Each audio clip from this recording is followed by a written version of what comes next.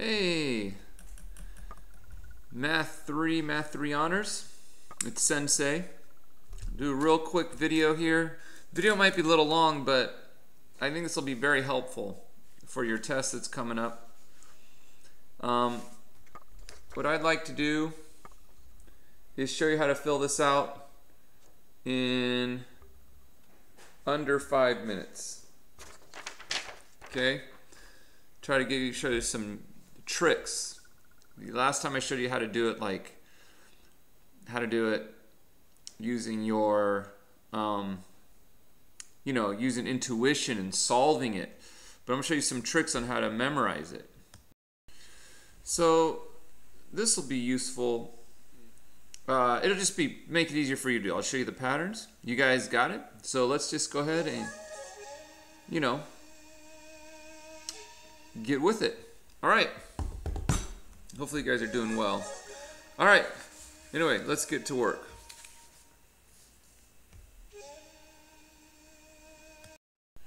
Okay. First thing to do, let's do the degrees. I think that's probably, in my opinion, the most difficult. So we'll do that first. Now look here. Each one of these angles, see there's two types of angles. So you have this big angle, and then you have a little angle. Little angle, big angle, big angle, little angle, little angle, big angle, big angle, little angle, little angle, big angle. Okay, the big angles increase by 30, the little angles increase by 15. So you just add 15 and 30 each time, right? So 0 degrees, big angle, add 30. 30 degrees, little angle, add 15. 45 degrees, add 15. 60 degrees, add 30. 90 degrees, big angle, add 30. 120 degrees, add 15. 135, add 15. 150, big angle, add 30. 180 degrees, big angle, add 30. 210 degrees, little angle, add 15. 225, little angle, add 15. 240, big angle, add 30. 270 degrees, big angle, add 30. 300 degrees, add 15. 315, add 15. 330, add 30. 360 degrees. Okay? Now, let's do the x coordinates. Okay? Write the x coordinates. So I'm going to do the x coordinates of our points on the unit circle. X, X, X, X, X, X. I'm sorry. X, X, X, X, X, X, X. X, X, X, these ones, okay? So, here's how the X works. Okay, our X coordinates. It's going to go 3, 2, it's going to go, 3, 2, 1, right? 3, 2, 1. So, square root of 3, square root of 2, 1. And then over here, you're going to do the same thing. 3, 2, 1.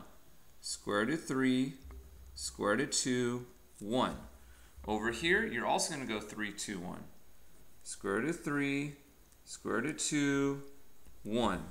Over here, you're going to go 3, 2, 1. Square root of 3, square root of 2, 1. Okay? Now, underneath all of these is going to be a 2. They're all divisible by 2. 2, 2, 2, 1 half, root 2 over 2, root 2, 3 over 2, root 3 over 2, 2, 2, all divisible by 2.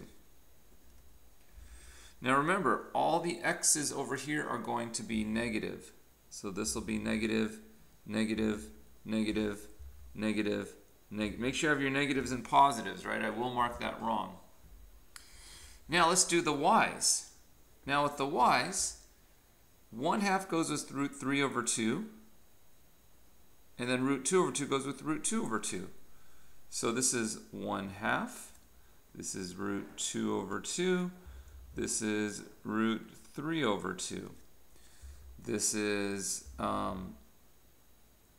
root 3 over 2, root 2 over 2, and then 1/2. Okay? 1/2 goes with root 3 over 2, root 2 over 2 goes with root 2 over 2, and root 3 over 2 goes with 1/2, right? Now, remember the y's are negative down here, so these are all negative because these are below. What goes with 1/2? Root 3 over 2, root 2 over 2, and 1/2. Negative, negative, negative, because it's all below. Okay, so that's that. Now, I think these are pretty intuitive here, right? What's this point here? Well, it's going to be 1, 0, because my radius is 1. This up here, I go up 1. My x is 0, my y is 1. This one, my x is -1. This one, my y is -1. Okay, so there, we did the coordinate planes. Last thing we have to do are the radians. Okay, now the radians are pretty simple too. Okay, the pattern is going to be 6, 4, 3, right? Let's do a different color. Okay, so we go starting here. 6, 4, 3, and then we could put a 2 here. This will be 2, and then starting here also, denominator 6, 4, 3, and then down here same thing. 6, 4, 3, and then going this way, we also go 6, 4, 3. All right. Now this is going to be 0 radians. Okay. Now 6, 4, 3, 6, 4, 3. Now for this quadrant here, my numerator for my radians are all going to be pi. Pi, pi, pi, pi. This quadrant here, you just take away 1 from the denominator. So if this is 3, this will be 2 pi. This is 4, this will be 3 pi. This is 6, this will be 5 pi. Now I don't know what to say this is always going to be pi, so I just have to remember that 180 degrees is pi. Now for this quadrant, you just want to add to the denominator, right? So if this is 6, then guess what I have here? 7 pi. This is 4, guess what I had here? 5 pi. This is 3, what I had here? 4 pi. And then this one is also 3, 2. This will be 3 pi. So I forgot to go 6, 4, 3, 2, 3 pi. Now this one is a weird pattern, so this one isn't really follow anything, but it's 5 pi, 7 pi, 11 pi. And you can think, hey, 5 days a week I go to 7-Eleven, something like that. And then here we go 2 pi. All the way around is 2 pi. Anyway, that's it. So you can get that in under 5 minutes based on that pattern. Okay, rewatch the video if you need that. Next, I'm going to show you how to graph cosine and sine using the unit circle. All right, now let's graph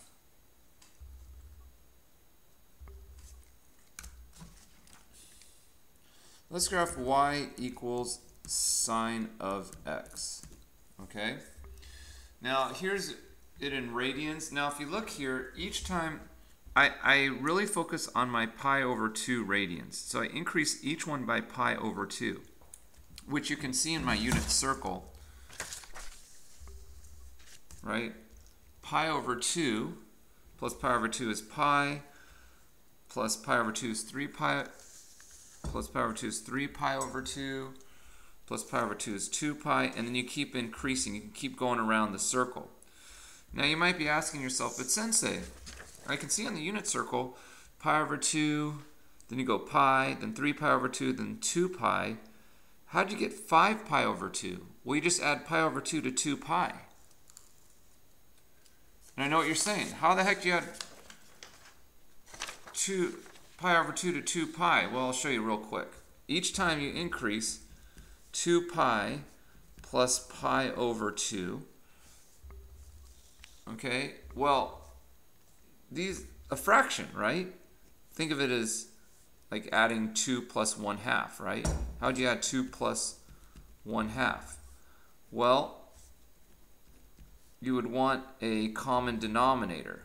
So my common denominator should be 2. Multiply the numerator and denominator by 2. 4 over 2 plus 1/2 is equal to 5 over 2. 4 over 2 plus 4 plus 1 is 5 over 2. So the same thing here.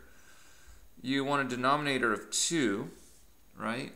So 2 pi times 2 is 4 pi over 1 times 2 is 2, plus pi over 2. 4 pi plus pi is 5 pi over 2. And that's how I got that here. Now, how did I get 3 pi? Well, you take 5 pi over 2 and you add pi over 2, right? Now, this is nice because I have the same denominator. So I just add, what's 5 pi plus pi? I have 5 pi and add another pi. How many pi's do you got? 6 pi over 2. And what's 6 divided by 2? 3 pi, right? And that's like, and then you just add pi over 2 to that, you get 7 pi over 2. If you figured that out. But anyway, that's not what we're going over. But you have to be able to label your coordinate plane. Now, at this point, I'm going to expect you to label it in radians, okay? So on your test, make sure you label it in radians. Got to label it in radians. Okay, so once you have all this, it's pretty straightforward. You're going to go ahead and we're going to go back and forth. How to graph this y equals sine over x. Well, remember, key thing in all of this, can you see my whole unit circle? The x is cosine of it. The x is cosine, the y is sine. Cosine, sine. Cosine, sine. Cosine, sine. X is cosine, y is sine. Okay? So, let's take 0 radians. What is the sine of 0 radians? Well, we look at our y and we say, oh look, it's 0.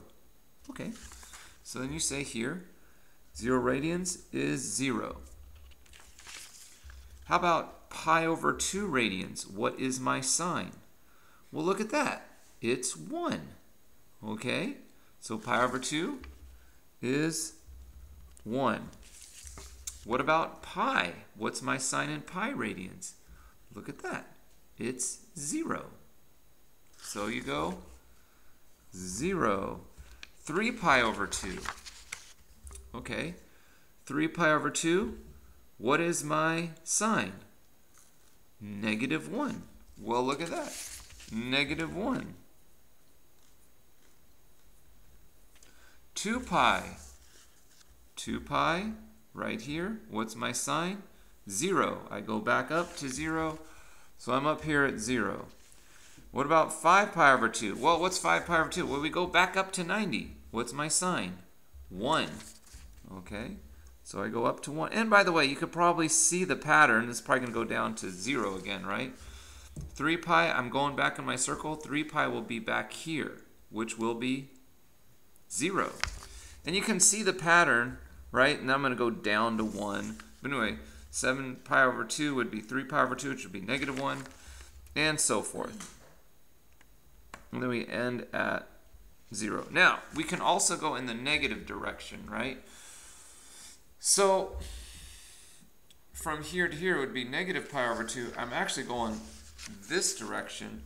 Negative pi over 2 would be -1. Going in the negative direction, I'm going this, instead of going this way, the negative direction, I'm going this way. And I look at this as my sine of -1, right here, -1. I'm going in this direction, -1.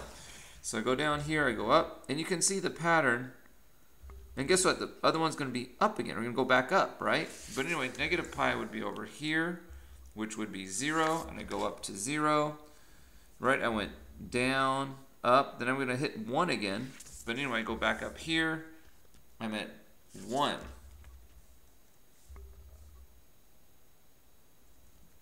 And then back down. Now on the test it says, well, let's just connect our points. I graphed a lot. The test asks you to graph 1 period. That is just 1 revolution of the circle. So you don't have to be this complicated here. 1 revolution would be up to 2 pi. Okay? Now, real quick, so that's sine. Sine of x. Let's graph cosine of x.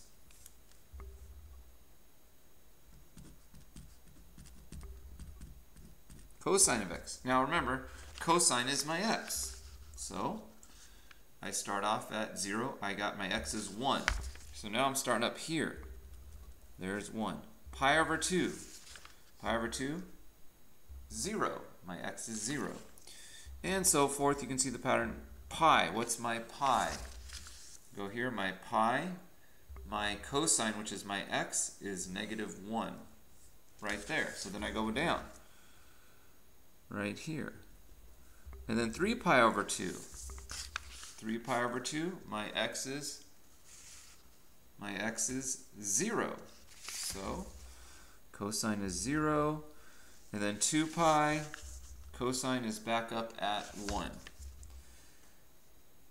And that's 1 period right there. That's all you need. But let's keep going, right? So, and can you intuitively think, I go 1, 0, -1, 0, 1. Guess what? I'm going to go, whoops, hang on. This point is not right. Whoops. I should be up here. Ignore that. Okay. Now, after 1, where do I go for 5 pi over 2? I go down here. Okay? 5 pi over 2 would be back up here. I go to 0, right? Then I go to the next one, -1, which would be my 3 pi. 3 pi, I go down to -1. 7 pi over 2, I'm going to go back up to 0, but that's right here. 0. So 0, then I go down, up, and then I got to hit my 1 back at 4 pi. Okay. Then if I go backwards in the negative direction, I go back down to 0 again. So go down to 0 is my -pi over 2. And then guess what? I'm going to go back down to -1, but if you don't believe me, unit circle, -1. That's my cosine right there. The x is the cosine.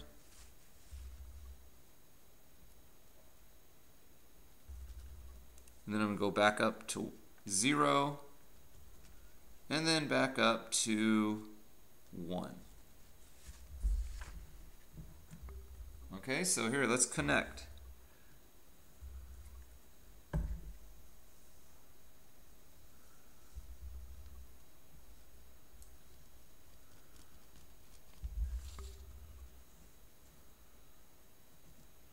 Put arrows to show that it goes on forever.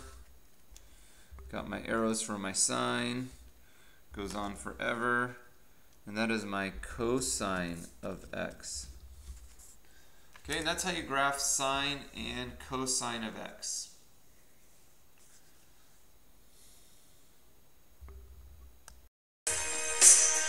All right, so that's it.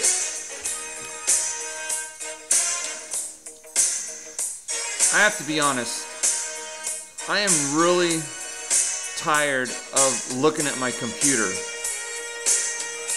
I'm sure you guys feel the same way. And here I am making you guys watch videos. I don't know what else to do though. So do the best that you can. But get outside, go walk around the neighborhood. Stay 6 feet away from people. Don't touch anyone. Do some exercise. Get off those screens. Don't play video games, okay? I don't think you should. Get out. I was going bonkers like yesterday. I was just like, on it, just like making videos, grading papers, helping my kids. Man, I don't know.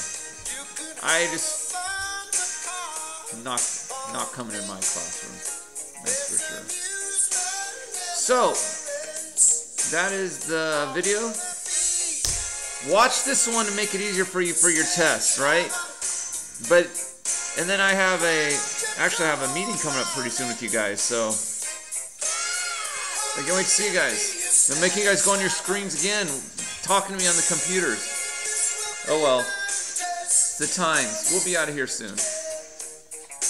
All right, this is Sensei signing off.